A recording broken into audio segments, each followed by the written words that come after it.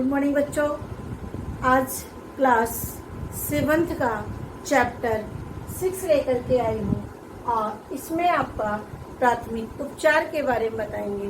देखिए, क्लास 8 के भी प्राथमिक उपचार है, क्लास 6 में भी 7th में भी प्राथमिक उपचार है। तो देखिए, थोड़ा टॉपिक अलग अलग है लेकिन चीज़ें लगभग हैं वही प्राथमिक उपचार, लेकिन आपके चैप्टर में दिया गया है, आपके सिलेबस में दिया गया है, इसीलिए मैं आपको यहाँ पर पढ़ा रही हूँ। देखिए, चैप्टर 6 आपका प्राथमिक उपचार है।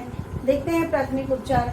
देखिए, प्राथमिक उपचार किसे कहते हैं। देखिए, कभी हम लोग बच्चे खेलते हैं स्कूल में, तो क्या होता है, घर पे खेलते हैं, स्कूल में खेलते हैं, तो क्या होता है, कभी कभी उनको चोट लग जाती है। तो चोट लग जाती है, जो टीचर्स होते हैं वो उसको मतलब वहाँ पर साफ कर देते हैं, डेटॉल लगा देते हैं, पट्टी बांध देते हैं और उसके बाद दर्द की दवा भी खिला देते हैं। इससे क्या होता है कि ब्लड यदि बह रहा हो तो रुक जाता है, और यदि चोट लगी हो, दर्द हो रहा हो तो दवा खिला देते हैं तो बंद हो जाता है। उसके बाद डॉक्टर के पास ले जाते हैं। तो ये सारी चीज़ें क्या होती हैं, जब हम डॉक्टर के जाने से पहले जो उस बच्चे की इलाज कर देते हैं, उस बच्चे का उपचार कर देते हैं, नॉर्मल बना देते हैं, तब उसी को क्या कहते हैं, प्राथमिक उपचार कहते हैं। देखिए, प्राथमिक उपचार क्या है, अब इसी को हम फर्स्ट एड कहते हैं। क्या कहते हैं, फर्स्ट एड कहते हैं।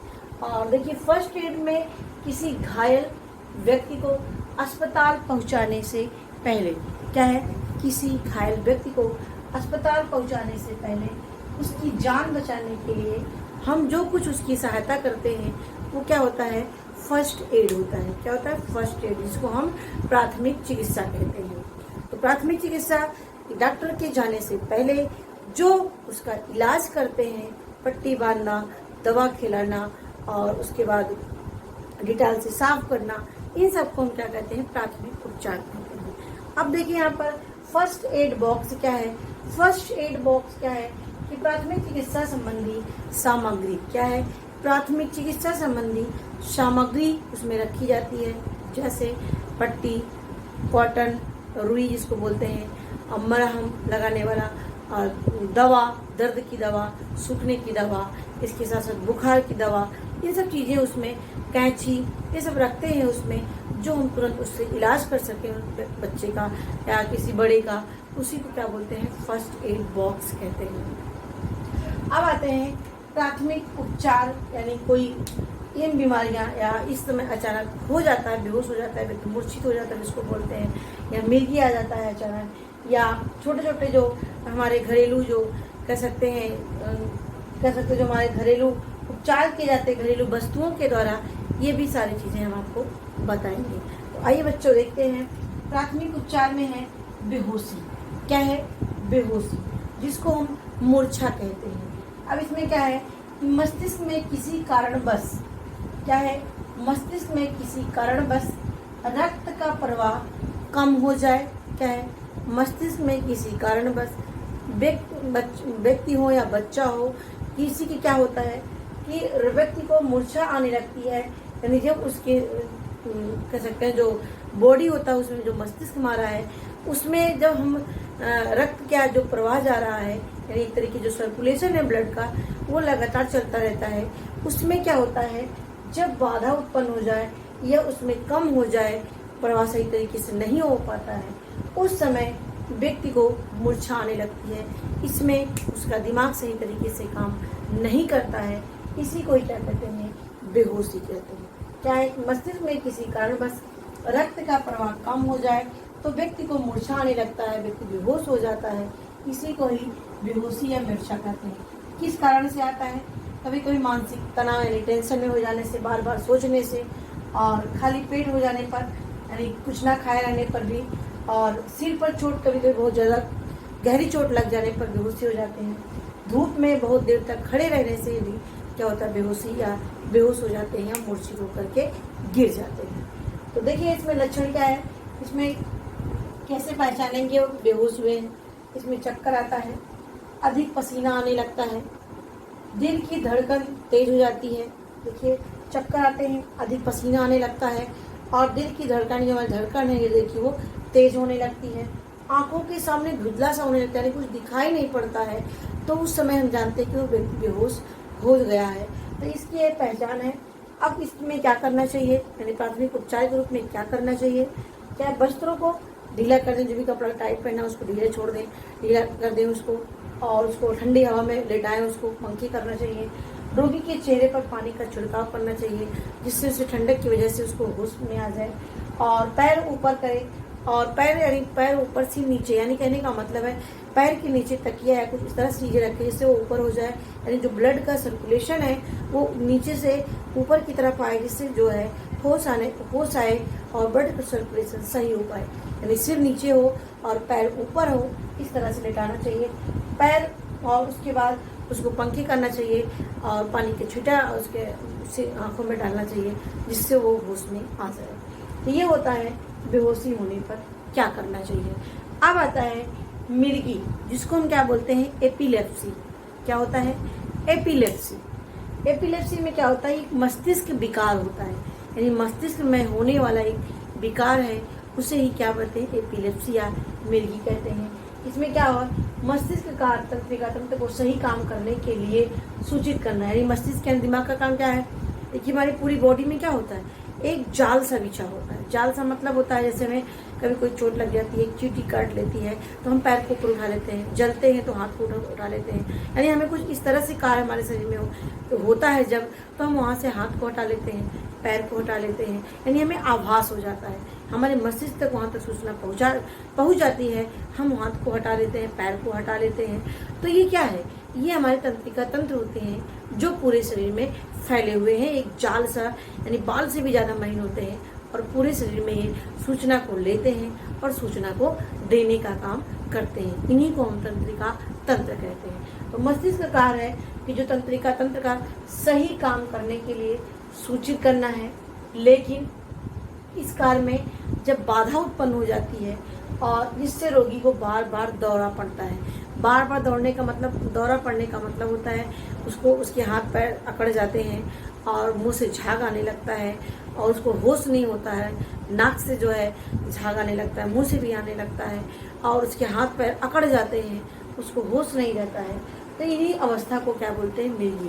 यानी इसमें व्यक्ति को कोई होश नहीं होता है, वो मूर्छित अवस्था में रहता है, उसको पता नहीं होता है, और उसका जो मस्तिष्क है, जो तंत्रिका तंत्र है, जो सूचना पहुंचा रही है, वो अपना काम करना कह सकते हैं बंद कर देती है, वो सही तरीके से सूचना नहीं पहुंचा पाती है, इसमें उसमें बाधा उत्पन्न हो जाती है। क्या होती है, बाधा उत्पन्न हो जाती है, इसी को ही मिर्गी रोग कहते हैं। अब इसमें क्या कारण है, इसमें दिमागी बुखार के कारण कभी कभी जब दिमाग पर बुखार चढ़ जाता है तब भी मिर्गी आ जाता है। मादक पदार्थ यानी नशीली चीज़ों का सेवन करते हैं तब भी मस्तिष्क पर इसका प्रभाव पड़ता है।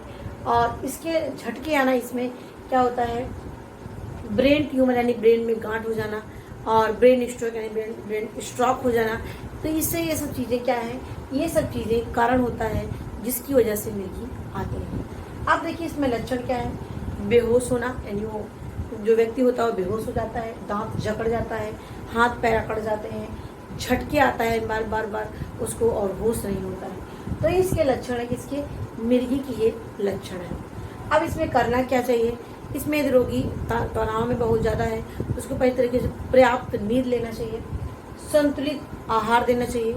यानी संतुलित आहार का मतलब उसमें पूरा जो एक तरीके से संतुलित आहार का मतलब इसमें सभी पोषक तत्व तो बराबर मात्रा में हो, और जो शरीर के को बैलेंस रखने का कार्य करते हैं हमारे संतुलित आहार होते हैं। तो संतुलित आहार हमें देना चाहिए, और इसके साथ साथ डॉक्टर से संपर्क करना जरूरी होता है, क्योंकि बिना डॉक्टर संपर्क से हम इसका इलाज सही तरीके से नहीं कर सकते। ऐसे उसको पानी का छींटा कर देते हैं और उसको मिलाने के लिए हाथ पैर उसमें रगड़ते हैं, जिससे उसका खून का दौरा पूरी बॉडी में सही तरीके से हो। तो इसके लिए करना चाहिए, लेकिन इसके साथ साथ डॉक्टर से भी संपर्क करना चाहिए तुरंत। तो ये हो गए हमारे कुछ, कह सकते हैं प्राथमिक, कोई घटना घट जाती है तो हम उसका इलाज कैसे करेंगे। जैसे हमारा बेहोश हो जाना, मूर्छित हो जाना जिसको बोलते हैं, और मिर्गी आना। अब तीसरा आपका आता है इसमें, घरेलू वस्तुओं से प्राथमिक उपचार का उपयोग में कैसे करें, यानी जो घरेलू वस्तुएं चीज़ें होती हैं उनको हम प्राथमिक उपचार में कैसे उपयोग में लाएं, ये पॉइंट है इसमें। अब जैसे अतिसार या दस्त होने लगे, यानी बच्चे को या कोई दस्त आने लगे, अतिसार जिसको बोलते हैं, बार बार पेचिस पड़ना, उसमें क्या होता है, सौंफ, धनिया और जीरा, यानी इन तीनों का बराबर मात्रा में लेकर के और मिश्री के साथ उसको लेने से, पानी लेने से क्या होता है, सही हो जाता है। तो धनिया, सौंफ और जीरा तीनों का मिश्रण तैयार करके और मिश्री के साथ लेने से दस्त या डायरिया सही हो जाता है। अब आता है खांसी। खांसी यदि आ रहा हो तो खांसी के लिए घरेलू उपचार क्या है? शहद और काली मिर्च को ले करके, यानी काली मिर्च को पीस करके शहद में मिला करके खाने से क्या होता है, उसको चाटने से जो खांसी होती है वो दूर हो जाती है। अब आता है उल्टी। उल्टी में क्या होता है कि धनिया और पुदीना, यानी धनिया और पुदीने की चटनी, यानी दोनों को पीस करके उसको 3-4 बार दिन में लेने से भी क्या होता है, उल्टी सही हो जाती है। और नींबू और काला नमक, यानी नींबू में काला नमक लगा करके चाटने से 2-3 बार वो भी क्या होता है, उल्टी की जो संभावना होती है, यानी उल्टी हो रही हो, वो भी दूर हो जाता है। ये बहुत इंपॉर्टेंट चीज़ें हैं, आप घरेलू चीज़ों में इसका उपयोग करिए और लोगों को भी बताइए। दांत दर्द हो रहा है तो लौंग का तेल आता है, उसको दांत पर लगाएं जहाँ दर्द हो रहा है, या लौंग को नहीं है तो लौंग को लेकर के दांत के बीच में दबा लें, यानी जहाँ पर दर्द हो रहा हो कुछ देर पड़े रहने दें, इससे भी थोड़ा दांत का दर्द आराम होता है। जुकाम हो रहा हो, बार बार जुकाम हो रहा है तो दूध में हल्दी डाल करके मिलाने से, पीने से, इससे क्या होता है, जुकाम भी सही हो जाता है। तो ये हो गए।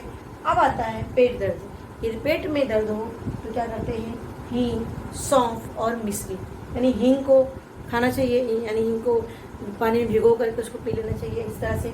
या सौंफ और मिश्री नहीं खा पाते हैं, उसको नहीं ले पाते, तो सौंफ और मिश्री को मिला करके उसको खाने से भी पेट में दर्द सही होता है। क्या? सौंफ और मिश्री।